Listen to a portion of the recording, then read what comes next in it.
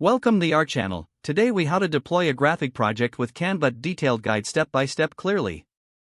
To begin, open your web browser and navigate to the Canva website. Log into your Canva account or create a new one if you don't have an account yet.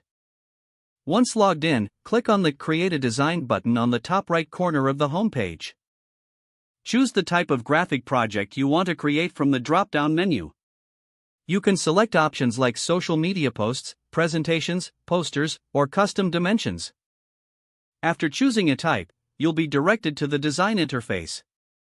On the left sidebar, browse through the available templates or start with a blank canvas. Select a template that fits your vision by simply clicking on it. Customize the template by clicking on text, images, or elements you want to change. Modify colors, fonts, and images to match your brand or project theme.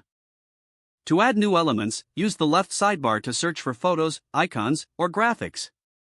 You can upload your own images by clicking on the Uploads tab. Once you've created the design, review your project for any final adjustments. When you're satisfied, click on the Share button in the top right corner. Select the Download option from the drop-down menu.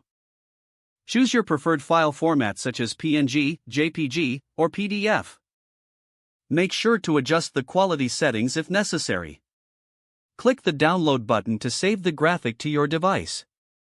After downloading, navigate to your files to locate and open the graphic. If you plan to post on social media, log into your account on the respective platform. Upload the graphic and add any captions or hashtags as needed. For print purposes, check the specifications of your printer or service provider. Ensure that the resolution and format meet their requirements.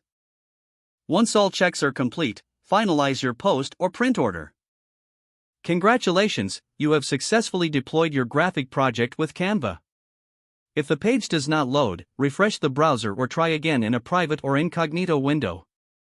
Make sure you are using the correct email address, then retype it carefully to avoid small typos. If your password is not accepted, use the reset option and create a new strong password you can remember.